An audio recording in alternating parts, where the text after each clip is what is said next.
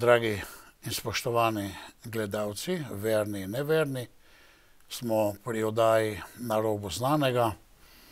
Danes bomo govorili o situaciji, ki je po preteklih 5 letih, po cepljenju za COVID, kakšna je situacija. Naše oddaje, naša televizija predvsem oznanja rešitev, ki je v Jezusu, govori o Bogu, vendar te oddaje so pomembne za vsakega izmed nas, predvsem zaradi tega, da se mi zavemo, da je na tem svetu in zlo in dobro in da se moramo postaviti na pravo stran. Poleg tega gre tukaj za resnico, ki se tiče vseh nas, vaših družin, vsakega posameznika. In potem iz resnice pravzaprav vsi zahtevamo pravičnost, pravično ravnanje z nami. In prav o tem bomo danes govorili glede situacije v sedanjem času 2025 po cepljenju za COVID, da si razjasnimo situacijo, pri čem se danes nahajamo in kakšna je celotna slika. Pri tem pozdravljam naše drage goste in se jim vam tudi zahvaljujem, da ste se odzvali na to oddajo. Se veselim, kar vse pomembnega nam boste povedali, in se vam tudi zahvaljujemo, da na nek način na drugi strani borite bitko za ljudi in za resnico, da želite pomagati. In bi predstavil najprej gospod Jašo Vuzem, direktorica zavoda CISP, se pravi Civilna iniciativa slovenskih pravnikov, potem je tudi v Sloveniji voditeljica skupine Nord Group in ima ogromno mednarodnih povezav že v tej dolgoletni dejavnosti na tem področju glede vprašanja COVID-a. Lepo pozdravljena. Lepo pozdravljeni. Potem imamo Jureta Pogačnik, ki je soustanovitelj in vodja stranke Zdrava družba, je diplomiran univerzitetni pravnik in je izdal in organiziral številne pobude in strokovne članke, ki jih je naslavljal na ključne državne institucije in na posameznike. Gospod Jure Pogačnik, lepo pozdravljen. Ja, lep pozdrav vam in tudi gledalcem. Pa imamo že medijsko in na socialnih medijih precej znanega gospoda Srečka Šorlija, fizika, osebnega raziskovalca, ki se loteva vseh zanimivih tem, predvsem pa je za to oddajo zelo zanimiv, ker je bil organizator in glavni izdajatelj knjige Koronska kriza pod drobnogledom empirične znanosti, kjer so bila zbrana mnenja in opozorila 40 vodilnih slovenskih in tudi izven naših meja strokovnjakov tega področja. Gospod Srečko Šorli, lep pozdrav. Ja, lep pozdrav vam in lep pozdrav gledalcem. Dober dan. Torej, za to oddajo sem se odločil in vas tudi poklical in še enkrat hvala za odziv, zaradi tega, ker je bila v javnosti vržena na nek način ta informacija, da je Onkološki institut povedal, da več ne zbirajo podatkov o umrlih za rakom, in to vprašanje ste ravno vi sprožili. Kaj lahko rečemo o tej situaciji, kako se je Onkološki inštitut odzval in bi prosil najprej gospoda Pogačnika, zakaj je pravzaprav šlo? Ja, tukaj se moramo v prvi vrsti zahvaliti za to, da se je ta informacija sploh obelodanila gospe Vuzem pa gospodu Šorliju, ki sta pristopila k tej ustanovi, se pravi Onkološkemu inštitutu. In zdaj jaz sem spremljal to, ker me je gospod Šorli vključil v korespondenco. In tisto, kar je bilo zame kot pravnika izredno moteče, je bilo sprenevedanje strani Onkološkega inštituta. Namreč kot odgovor so mu prvo poslali nepopolno evidenco, kljub temu, da je bilo izrecno zahtevano, so bili podatki tudi za leto 22, 23 in 24. In poslali so pa povezavo, na kateri so bili podatki samo do leta 21. No, in ko se je potem to vrtel in ko ni bilo potem sploh več odgovora in ko je vedno več teh ljudi, ki smo bili vključeni v ta mail, v to Andremo, spremljali znano taktiko slovenske javne uprave, to je molk, sem jaz potem v enem trenutku odločil se, da grem po uradni poti in sem jih v skladu z zakonom o dostopu do informacij javnega značaja zaprosil za te podatke in tukaj potem nisem mogel več delati mimo zakona o splošnem upravnem postopku, odgovarjati za dopisi in z nekimi nejasnimi, netočnimi informacijami in potem so izdali odločbo. No, v tej odločbi, ki je sicer dolga, mislim, da 3 strani, je kup enega balasta, ampak v 2-3 stavkih so povedali tisto bistvo, da s temi informacijami oni ne razpolagajo, da jih nimajo. Tako da potem s to odločbo tudi tukaj vam jo bom poslal, če boste hoteli pokazati na ekranu. Tako da potem je šla zadeva naprej. Hvala. Gospod Šorli, slišali smo, da ste vi z gospod Vuzem sprožil to vprašanje. Kaj ste vi konkretno vprašali oziroma kaj bi nam lahko razjasnil glede te, bi rekel, pravzaprav neke vrste sramote, če smem tako reči? Veste, jaz pač sledim svetovno literaturo, kaj se dogaja po tem COVID cepljenju in ena od stvari je, da je drastični porast rakavih obolenj. In jaz sem klical enkrat eno profesorico na Onkološkem inštitutu in sem rekel, dajte prosim podatke mi, koliko je bilo raka v letu 22, 23 in 24, se pravi novih rakavih obolenj. In sva imela daljši pogovor po telefonu in iz tega pač nič ni bilo. Se pravi, če hočeš delati kakršnekoli statistike o raku, potem moraš imeti za vsako leto, koliko je novih rakavih obolenj. In zdaj Onkološki inštitut, po domače povedano bom povedal, laže, da teh podatkov nimajo.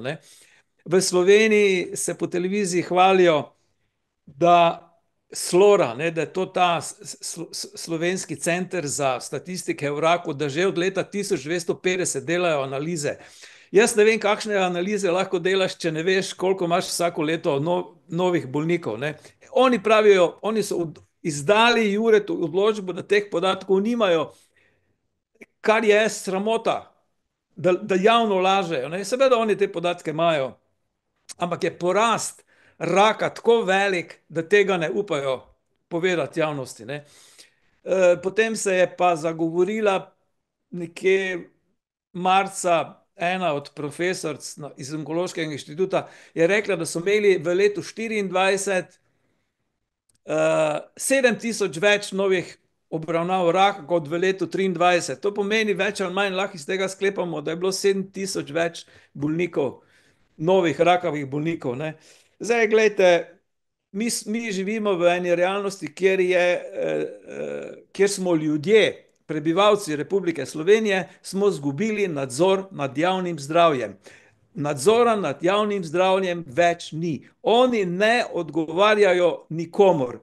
In seveda, zakaj se je to zgodilo? Če hočeš izvajati depopulacijo prebivalstva preko zdravstvenega sistema, potem seveda zdravstvo ne more imeti več javnega nadzora, ne. Zdaj, jaz sledim Italijo.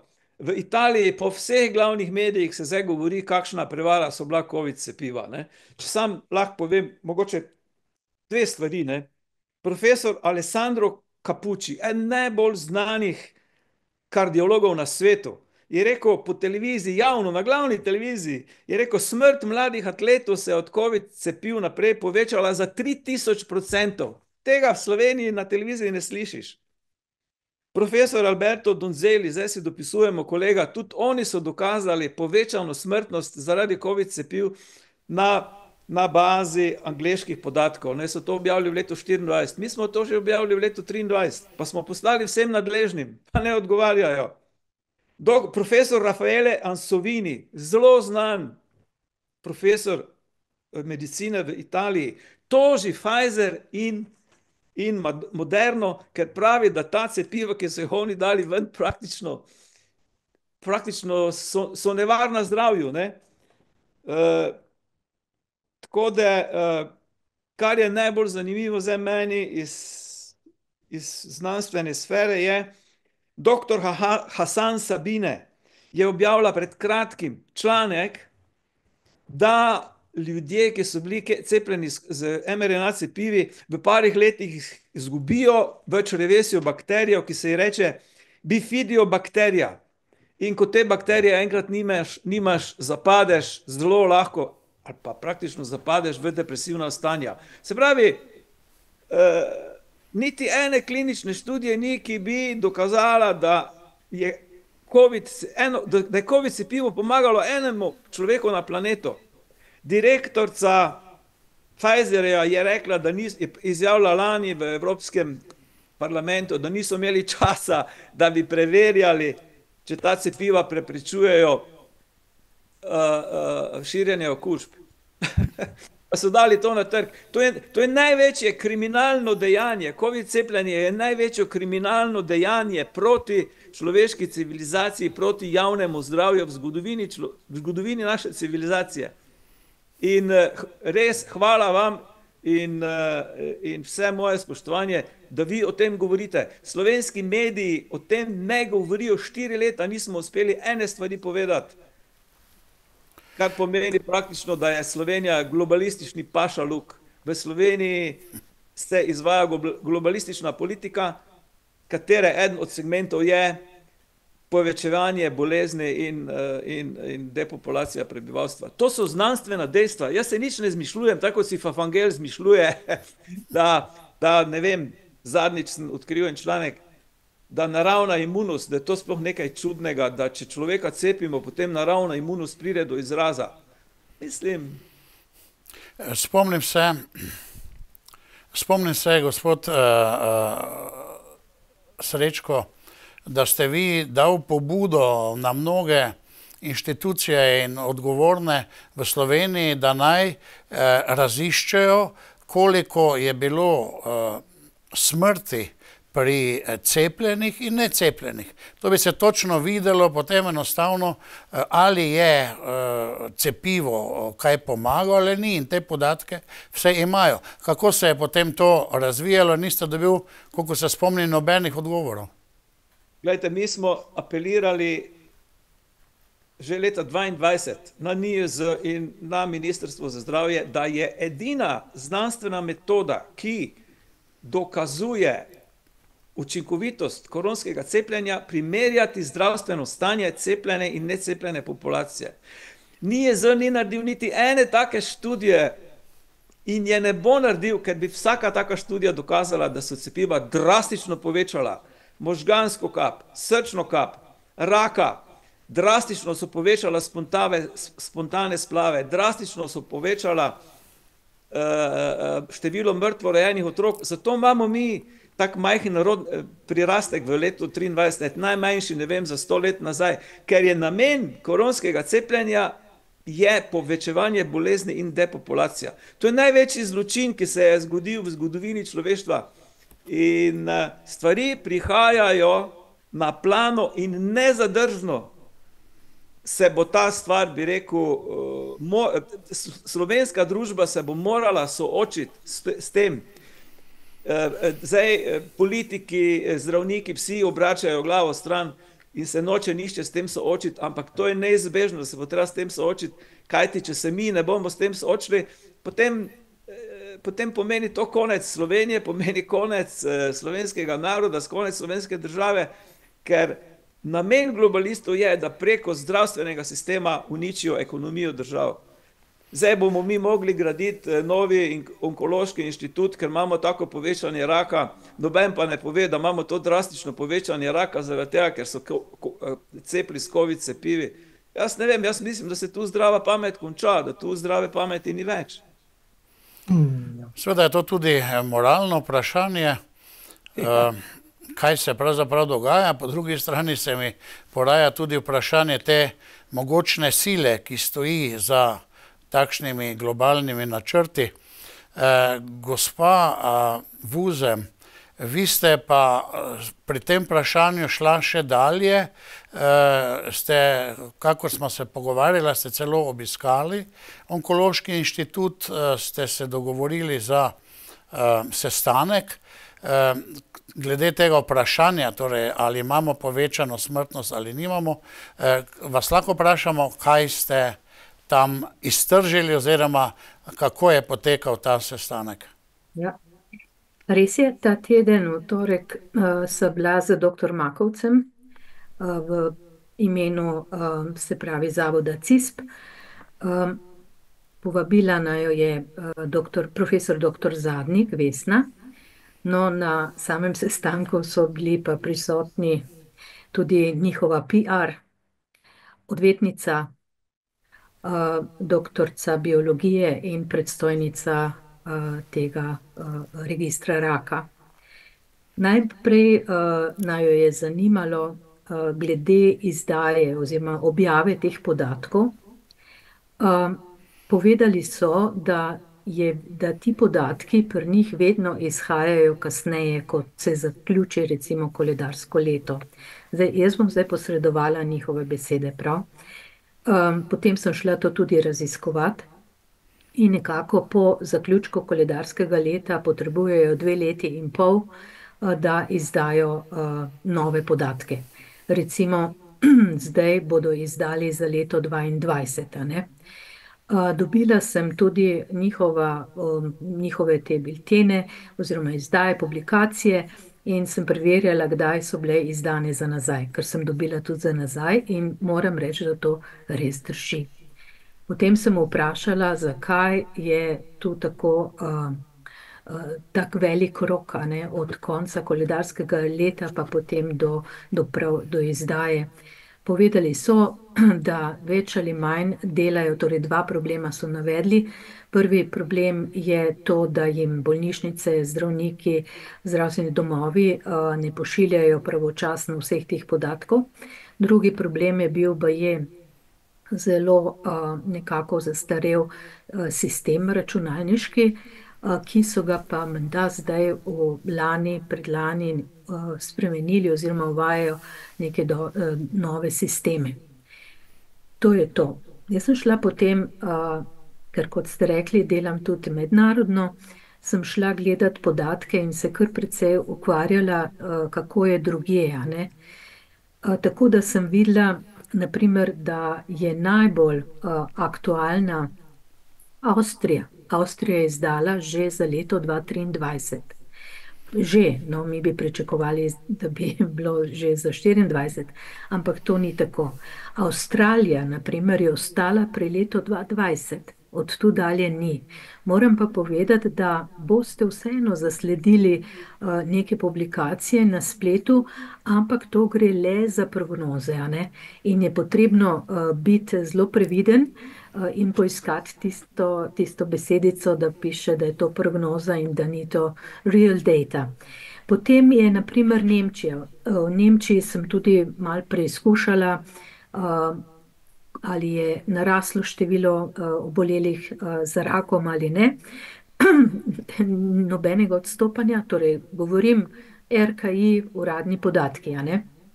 Nemčija je ostala pri 2,22, Švica je ostala pri 2,21, Švedska je pa pri 2,23.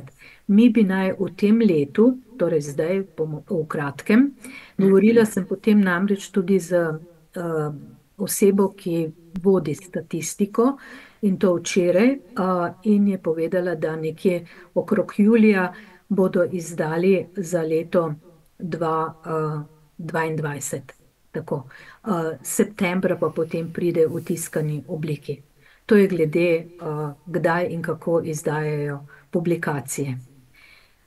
Mogoče bi tukaj pa omenila še eno drugo stvar, ki je pa zelo, zelo pomembna. Mečkano druga tema, ampak ne čisto. V začetku 2020 oziroma tam nekje 2021 sem zvedela, ker je bil en kongres, se pravi zdravnikov, onkologov, in sem zvedela, da jim primanjkuje pod narekovaji bolnikov, da so bolniki z rakavim obolenjem izginili iz statistike. Spraševali so se, kje so, in to vprašanje sem ji tudi naslovila zdaj v torek, in je rekla, ja, teh 500 je bilo za leto 2021 in še naslednjih 600 za 2022. Sem rekla, kje so, kje ste jih potem našli, a ste jih našli? Pravi, ja, te ljudi so enostavno označili kot COVID bolnike oziroma umrli zaradi COVID-a. In sem rekla, če so kaj ukrenili, ona pravi, da je ves čas se pritoževala in da zdaj menda tudi je že napisala neko študijo, ki jo bo predstavila mednarodno. Vprašala sem jo, če lahko to uradno objavimo, in je rekla, da lahko. Se pravi, v njenem imenu vsi tisti bolniki, rakavi bolniki z leta 2021, 2021 so bili, ki so bili morda že v zadnjem štadiju raka, označeni za COVID bolniki oziroma umrli zaradi COVID-a. To ni prav, a ne? In ona pravi, da se tega zaveda, ampak zdaj je minilo že 5 let. Ljudje ne vem, ali bojo to zapopadli, ali bodo to razumeli, kaj se je delalo, in kako se je takrat v tistem času zviševalo število umrlih za COVID-om in delalo seveda tudi histerijo, paniko in spravljalo ljudi v obup, depresijo, temu pa veste, kaj sledi, a ne? Torej, iz tega zadnjega pogovora gospe Tjaše Vuzem smo videli, da ne moremo statistikam 100% verjeti. Spomnim se, ko je Bill Gates, veliki dobrotnik človeštva, se pred COVID-om pohvalil, da on vsako leto po počitnicah prebere nekaj knjig, in je potem tiste knjige držal tako v rokah. Ampak se je dalo prebrati iz strani, da je prebral tudi knjigo, oziroma to je bilo tudi neko sporočilo, kako goljufati preko statistike. On jih je držal v rokah. Da statistiko vemo več ali manj, govorili ste o nekih uradnih podatkih, ki se skrivajo, ki se števila smrti, ne vem, iz raka pišejo na COVID in podobne zadeve. Torej, kakšno bi pa sedaj le bilo stanje? Slišali smo vsi, da se je pojavil rakasto obolenja pri mladih, ker zdaj do tega še sploh ni bilo. Navadno so dobili črevesnega raka ljudje nad 50, 60, 70 let, sedaj dobivajo mladi ljudje. Torej, kakšne bi pa naj bile le neke cifre, statistike, koliko imamo zdaj povečanega raka, ali nimamo, ali ali je več raka pri mladih, kar je fenomen, pa vam prepuščam, kdo bi se na to kaj oglasil. Jaz bi tu rad povedal eno zadevo. Lancet je objavil leta 22 članek, da so oni rešili z COVID cepljenjem v letu 21, da so rešili 14 milijonov življenj. In jaz sem šel ta članek pogledat in se rabo par dni, da sem prišel k sebi, ker je ta članek absolutna popolna laž. In ta članek ima do danes, so ga citirali 1135 krat. In vse je izmišljeno. Kako je to možno? Ne? Zdaj, moramo razumeti ozadje koronske krize. Lancet je pod popolno kontrolo globalistov. Ena od 3 najpomembnejših revij za medicino. In reviewe, to se pravi strokovni recenzenti teh člankov, so dobili težke denarje, da so to potrdili. In jaz sem napisal pismo direktorci, sem rekel, poslušajte, ti avtorji niso uporabljali ustaljenih statističnih metod, da bi, mislim, ta rezultat je ničen, to nima nobene znanstvene vrednosti. In mi je odgovorila, da so pač uporabljali eno drugo metodo, jaz sem pač predlagal eno metodo, ki je znanstvena metoda, ki v bistvu, če ti hočeš dokazati, da si s COVID cepivi reševal življenja, potem moraš najprej dokazati eno stvar. In sicer moraš dokazati, da je bila smrtnost cepljenega dela populacije manjša od smrtnosti necepljenega dela populacije. Na podlagi teh statističnih podatkov potem ti lahko rečeš, cepiva so reševala življenja in lahko statistično ovrednotiš, koliko življenj je bilo rešenih. Noben članek v znanstveni literaturi, razen naše skupine, mi smo objavili članek v letu 23 in kolega Donceli in njegova skupina so objavili članek v letu 24, ki je tudi zaveden v Web of Science, da so cepiva povečala smrtnost. Me razumete, statistika je veda, ki operira lahko samo na statističnih podatkih. Če ti ne upoštevaš statističnih podatkov, ne moreš nobenega znanstvenega članka napisati. In jaz sem zdaj objavil pred kratkim drugi članek, so me povabili za objavo tega članka, ne, da samo v letu 21 so COVID cepiva po uradnih statističnih podatkih, Our World Data, terjala 6 milijonov življenj. In oni, da bi zdaj to da gre v bistvu za depopulacijo, da bi to zdaj zakamuflirali, so v letu 24 objavili še en članek v Lancetu. 3 slovenske zdravnice so avtorice tega članka, kjer trdijo, da so zmanjšali presežno smrtnost zaradi COVID virusa v letu 20, v letu 21 mislim, da za 63%, kar je absolutna laž. Povečali so jo za 97%, ker je v letu 21 umrlo 6 milijonov ljudi več. To pomeni, kako bi vam rekel, tu gre za civilizacijski kolaps. Naša civilizacija kolapsira zaradi tega, ker so z denarjem kupili vse. Ne, globalisti so zato, da lahko izvajajo depopulacijo prek zdravstvenega sistema, kupili vse. Kupili so medije, kupili so recenzente, kupili so politike. A se vi spomnite, kakšni denarji so se vrteli v Sloveniji, ko je bila COVID kriza? Da so zdravniki dobivali dodatek 60 000 evrov na mesec, bolnice so bile pa zaprte. To pomeni, oni so kupili vse. In kam to vodi? To vodi v propad družbe. In to v Sloveniji moramo to nehati. Mislim, tako ne more iti naprej. Ne? Če se lahko navežem na Ja, vas, prosim. glede vprašala sem, oziroma resnično prav moledovala sem profesor dr. Zadnik, da bi naredila prav to, da bi naredili statistiko, kateri bolniki z rakavim obolenjem so umrli,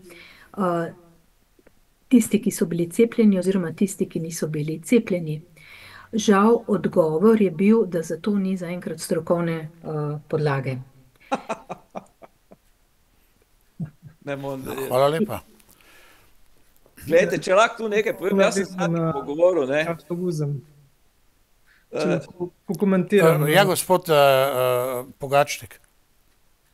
Ja, to, kar je Tjaša povedala, ne, da so zdravstvene oblasti v času korona krize si izposodile 500 umrlih.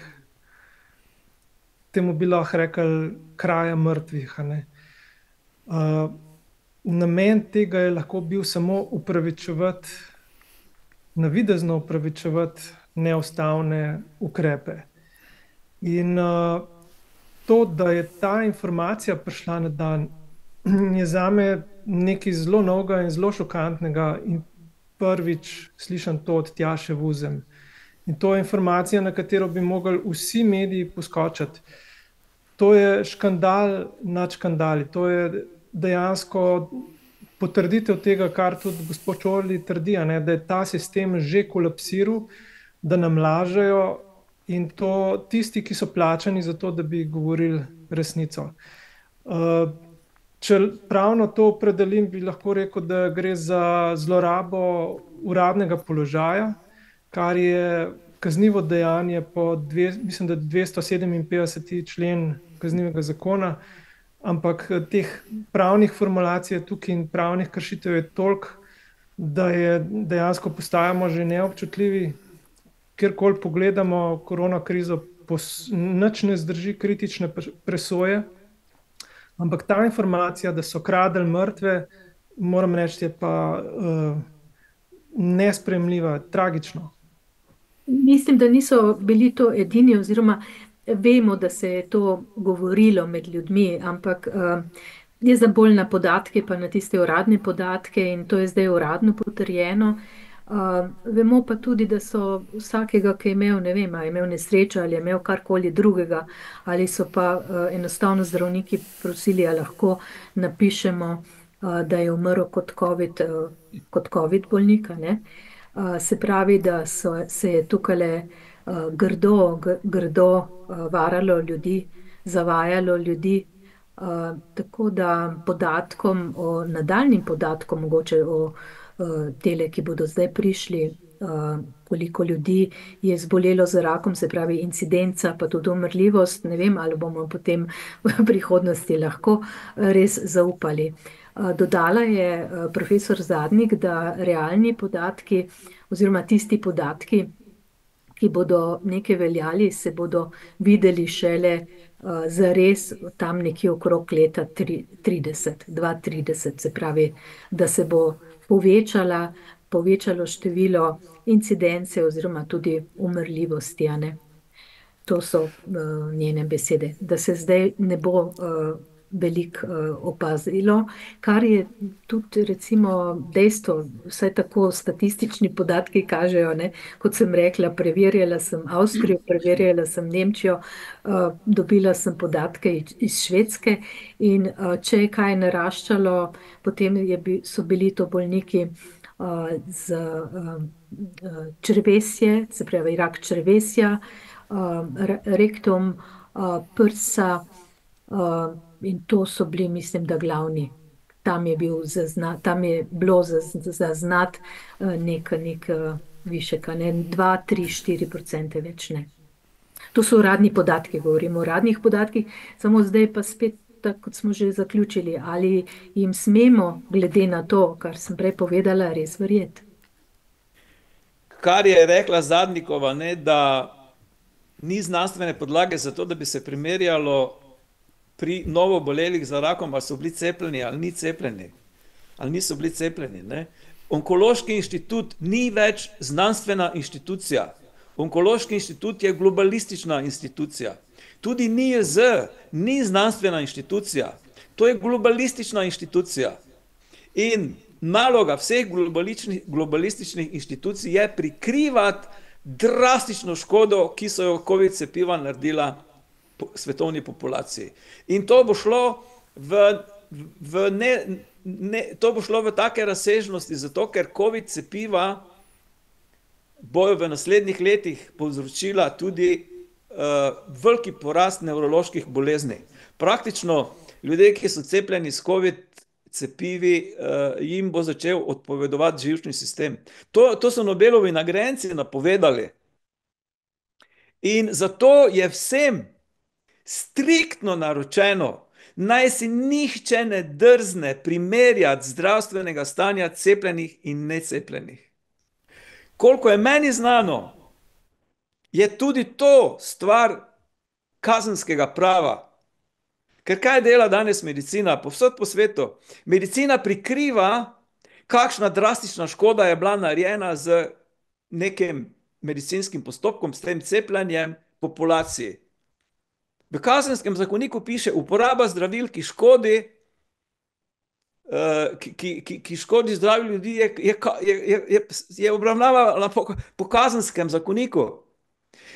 Jaz sem Beovićevi povedal leta 2021, vi z 1. januarjem leta 2021, ko ste začeli cepiti, bi mogli 1000 ljudi, ki so bili cepljeni, spremljati 3 mesece in imeti isti vzorec, ista starost, isti spol, necepljenih in jih spremljati 3 mesece in marca dati Sloveniji, slovenski javnosti, prvo analizo, kaj je bilo storjenega s COVID cepivi. Ok, in to je Dnevnik objavil in Dnevnik je potem to moje pismo zbrisal. Jaz sem dosegel, da je to pismo spet nazaj. To je znanost, me razumete? To, kar pa danes dela Onkološki inštitut, kar danes dela NIJZ, 4 leta smo se borili, da bi naredili eno primerjavo zdravstvenega stanja cepljenih in necepljenih in niso naredili. To je pa globalistični plan depopulacije Slovencev preko zdravstvenega sistema. To so dejstva. Me razumete, jaz sem fizik, jaz se nič ne zmišljujem, jaz nisem tako fafangel. Jaz govorim samo dejstva. In prišel bo čas, ko se bojo mogli vsi s temi dejstvi soočiti. In ta čas bo kmalu. Na naslednjih volitvah bo to že zelo aktualno. Gospod Jure, ste vi hotel mogoče kaj povedati? Mislim, jaz bi lahko še veliko povedal. Ja. Ko je lih Srečko govoril o gospe Bojani Beović, jaz bi mogoče v tem trenutku bi ga izkoristil na to, da opozorim na eno res tudi veliko anomalijo. Vsi teli naši kakor strokovnjaki zdravstveni, to je Beović, Krek in Fafangel, oni so dnevno trdili skozi medije, kako je cepljenje varno, kako je cepljenje učinkovito in delali praktično reklamo. Dejansko so bili trgovski potniki za cepiva. In to, kar se tudi iz pravnega stališča zastavlja vprašanje, na podlagi česa so oni to trdili. Ker je znano, da varnostne študije o cepivih ne vidijo niti zdravniki, še manj pa neke osebe, laiki, kot smo mi. Skratka, varnostne študije so skrivnost in oni jih očitno niso videli. Če bi jih videli, tega ne bi mogli trditi. Če jih pa niso videli, pa tega ne bi smeli trditi. Tako da mi smo Bojano Beović tudi predlagali komisiji za etiko pri zdravniški zbornici. Naš predlog je bil zavrnjen in z obrazložitvijo, da je potekel čas 1 leto, da pa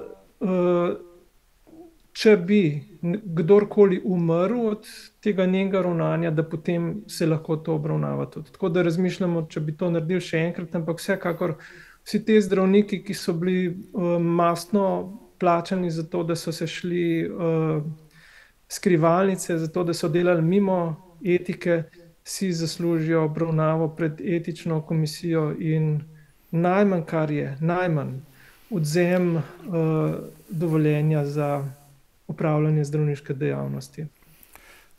Večkrat je bilo omenjeno o globalistih oziroma globalistične sile, ki vodijo svet.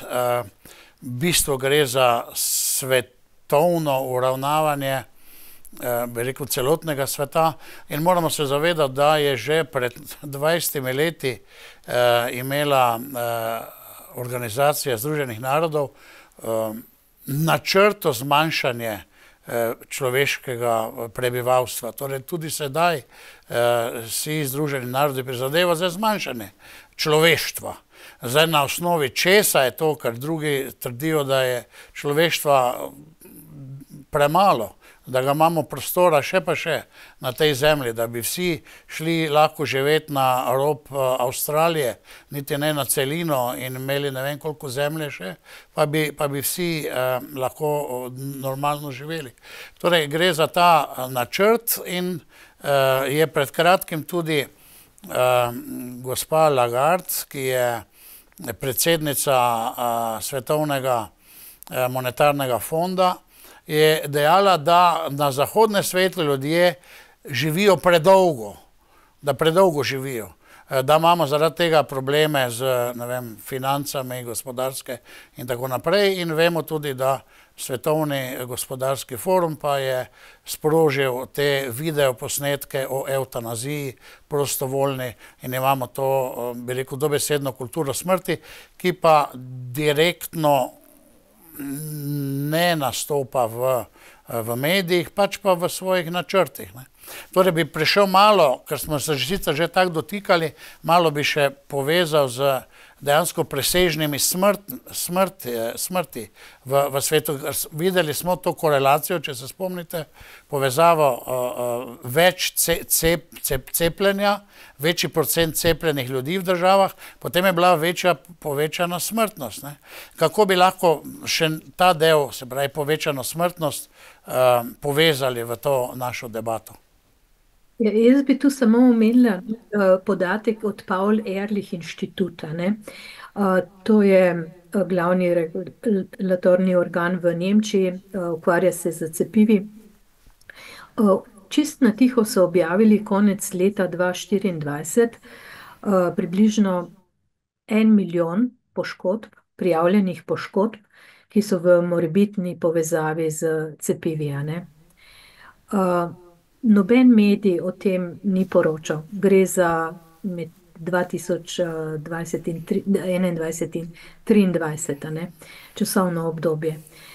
Nihče o tem ne govori, nihče si ne beli glave glede tega. Nekateri so te podatke potem tudi statistično predihali, predelali, seveda tudi število umrlih. Tako da so, če gledamo zdaj cepiva, prišli do ugotovitev, da je bilo 235 serij bolj škodljivih oziroma lahko tudi smrtno škodljivih, so povzročile kar veliko število smrtnih žrtev, zelo veliko pa tudi hujših poškodb. Čeprav, a veste, JAZMP v našem zadnjem, torej zadnji odgovor od JAZMP-ja je bil, in to zdaj pred kratkim, še v tem letu 2025, da cepiva ne povzročajo oziroma povzročajo občasno v zelo manjšem obsegu hude poškodbe. Ja, lažje, blažje, ki hitro minejo, hujše pa nikakor ne. Se pravi, določeni pri nas v Sloveniji, kot je že prej povedal Srečko, ne gledajo oziroma se ne ozirajo na nobene dokaze, nimamo nikogar tudi v politiki, ne, ki bi nas zastopal. Delno so ljudje ali, se pravi, stroka, bomo rekli pod narekovaji, zaverovani v neke te trditve in v izjave, naprimer dr. Ihana in ostalih, in so prepričani, da to drži, drugi pa verjetno jim je to finančno blagostanje povzročilo, da so tiho, ne? In tiho so še nadalje. Ker jaz sem pričakovala, recimo, da ko je Pavel Ehrlich to objavil, da bi prišlo do ene viralne, medialne, kaj ne vem, rečem, obvestil, do škandala, do zgražanja, vsaj približno, ampak temu enostavno ni tako. Enako je z RKI protokoli, a ne? Tam se ve, da je RKI je dejansko bila stroka in je stroka, ampak je poslušala politiko in delovala v interesu politike, se pravi Ministrstva za zdravje nemškega in pa tudi, seveda, ker je bil prisoten tudi general, a ne, tudi nemške vojske, na sestankih, hočem reči. Vem pa tudi, no, da so mogoče ta podatek zdaj čist mimo, ampak da je v tej RKI inštituciji, ki je nekako podobna kot naš NIJZ, bila nekje petina ljudi, ki so vedeli, kaj se dogaja, ki so vedeli, da ni prav, da RKI objavlja to, kar želi politika in ne to, kar je tudi zabeleženo v njihovih protokolih, ki so zdaj vsi javni in vsi potrjeni, ampak enostavno niso rekli ničesar. Eden izmed njih, no, mislim, da je tudi dobra informacija in mogoče pozivam tudi, morda bi bil še pri nas kdo takšen, lahko. Eden na visokem položaju RKI je posredoval potem drugi del podatkov protokolov RKI, se pravi tistih protokolov, ki so bili zatemnjeni, a ne. Namreč časnik Multipolar je te protokole preko FOIE pridobil že v marcu 2024, potem je pa se oglasil pri aktivistki Aji Velasquez, nekdo, ki je na zelo visokem položaju v RKI in ji res zelo takšen, kako naj rečem, kot bi spremljal film, kakšno hudo detektivko, počasi predajal še te vse dodatne informacije, ki so potem prišle tudi v javnost v eni tiskovni konferenci in seveda RKI tega ni zanikal. Se pravi, da obstajajo znotraj teh inštitucij, tudi takšnih, kot je PI, RKI in podobni ljudje, ki vedo, kaj se dogaja. Vendar se bojijo in so tiho, zato tiho. Pri nas nimamo, pri nas sploh nimamo, bom rekla tako. Tako rekoč nimamo ljudi, ki bi bili na naši strani, sploh pa ne aktivnih politikov, ki bi vsaj približno razgaljali to, kar se je zgodilo, a ne. Moram reči, da včasih te mainstream mediji, uradni mediji nemški celo objavljajo kakšne zgodbe hudih poškodb mlajših ljudi, a ne. Naredijo celo oddajo o tem. Kot je bilo prej omenjeno, tudi v Italiji zdaj govorijo, a ne. Pri nas je pa vlada popolna tišina in kot sem slišala, je tudi ta beseda, kakšna koronska analiza, korona v našem parlamentu prepovedana beseda, tabu beseda. Glede teh presežnih smrti so prišli ven podatki glede te povezave med večjim procentom cepljenih in porastom smrtnosti, posebej v Islandiji in potem Avstraliji in tako naprej. Kaj bi vidva tudi o tem še povedala glede konkretno smrtnosti? Povečane smrtnosti tudi v Sloveniji. Obstajajo kakšni, se pravi, uradni statistični podatki ali ne obstajajo? Seveda, NIJZ ima čisto vse podatke. NIJZ ima vse podatke. To analizo bi lahko naredili v enem dnevu, ker so vse zdravniške datoteke vsakega človeka imajo oni v računalniku. Kako so pa vedeli, ko je bil prvi booster, pa drugi booster, pa tretji booster, so klicali ljudi domov, so rekli, ja, gospa, pridite na tretji booster, glejte, to vam bomo rešili življenje. Se pa imajo čisto vse. To bi lahko naredili v pol ure. Ampak tega ne smejo narediti, ker je to, veste, v čem je, mislim, COVID krizo ni izvajala zdravstvena stroka, COVID krizo je izvajala politika. Tako je bilo zmenjeno. Zato, ker je bilo za COVID krizo, za izvajanje COVID krize in cepljenja so bile neomejene količine denarja. In to je izvajala politika. In zdaj seveda politika ne dopusti, da bi se naredile konkretne analize, znanstvene analize, da bi se potem ljudje bi potem videli, kakšna ogromna nepopravljiva škoda je bila narejena javnemu zdravju. Tako da praktično v Evropi medicinske znanosti ni več, to moramo razumeti. Evropa ni demokratična skupnost narodov. Evropska komisija je nastavljena, to se pravi, v Evropski komisiji so ljudje, ki so nastavljeni strani globalistične elite, svetovnih bankirjev. Von der Leyenovo nikoli nišče ni izvolil in zdaj celo to stvar depopulacije in presežne smrtnosti, o tem se ne sme govoriti. In jaz bi povedal samo eno stvar, dal bom primer Bergamo. Veste, zakaj so to naredili v Bergamu? Ta masaker ljudi v Bergamu, ker je Bergamo najbolj bogata občina v Italiji. V Bergamu je največ srednje velike manjše industrije in to, kar mislim, da je Tjaša omenila, da ljudje živijo v Evropi predolgo, ali nekdo je omenil, oni so rekli, v Bergamu bomo te starostnike, ki so stari 70-80, še zmeraj dobivajo penzije, to bomo počistili. Zato so naredili Bergamo. Tako da Slovenci nimamo problemov z boomom prirastka. Nas je 2 milijona, mi ne ogrožamo planeta. Globalisti izvajajo depopulacijo pač tam, kjer mislijo, kjer imajo tak prirastek. Slovenci ne ogrožamo planeta, se razumemo?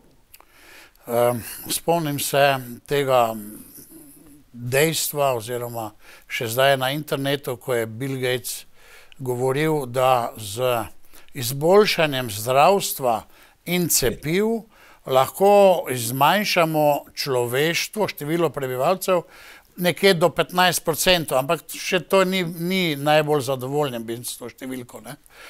Gospod Jure, kaj bi vi še povedal glede na tole našo debato tukaj, tudi glede presežnih smrti in te statistike, če se še lahko vključite? Ne prav veliko, moram reči, da nisem toliko študiral teh stvari kot Srečko in Tjaša. Lahko samo potrdim to, kar je rekel Srečko. Nacionalni inštitut za javno zdravje razpolaga z vsemi potrebnimi podatki, da bi naredil te analize, ki jih je Srečko omenil. To je po zakonu o javnih evidencah na področju, mislim, da zdravstva. Nekaj takega se imenuje ta zakon in dejansko NIJZ ima vse podatke. Moramo se še dotakniti tega, gospod Jure, mogoče bi vi še tu kakorkoli nadaljeval, moramo se dotakniti še tega dejstva, da smo letos dosegli najmanjšo rodnost v Sloveniji, da je rodnost v upadanju, kot bi rekel, dolgoročne posledice nečesa, ne vemo, torej kakorkoli. Vemo, da je porast bil pred letom mrtvorojenih, pa nekaj časa je bilo to še v medijih, da so mrtvorojeni, pa ne vedo zakaj, pa se ne ve, ampak potem je pa to utihnilo. In pa spontanih splavov. Torej, zdaj problem te rodnosti, ali lahko to povežemo, obstajajo kakšni podatki, indici, da je to povezano s cepljenjem. Razen tega Bill Gatesa in drugih stvari, vi imate mogoče, gospod Jure, bi vi začel, imate kakšne mogoče podatke, oziroma o tej najmanjši rodnosti sedaj, ali se izpolnjuje dolgoročni cilj elit? Ja, konkretno prav glede tega ne morem z številkami komentirati. Bom pa rekel, da gre za modus operandi, da podobne številke, podobna porast neželenih učinkov je na vseh področjih in podobno zmanjševanje želenih stvari je isto na mnogih področjih. Tako da že 10 let, mogoče 10-20 let se izredno pozornost v strokovni javnosti, v neodvisni strokovni javnosti, naprimer posveča izjemni eksploziji avtizma. In če se to primerja z podatki, kjer se cep, koliko se cep, je možno sklepati, da obstaja nedvomna korelacija med cepljenjem in avtizmom. In praktično kjerokoli nevrodegenerativno težavo pogledamo, lahko najdemo te povezave. Obstaja knjiga, to je okoli 400 znanstvenih študij, ki jo je napisal, mislim, da je Neil Miller, in vse, od prve do zadnje, potrjujejo bistveno porast vseh težav v cepljeni populaciji v primerjavi z necepljeno populacijo. Tako da zame to, da se dogaja, da je manj rojstev, da je več smrti, to samo potrjuje že na stotine, to potrjuje ta princip, na katerega opozarja že na stotine študij. In mi tukaj dejansko bomo težko odkrili kaj novega, ker je ta princip vsakomur, ki si vzame določen čas in to začne študirati za nazaj, bo videl, da so stvari očitne. Samo to lahko rečem.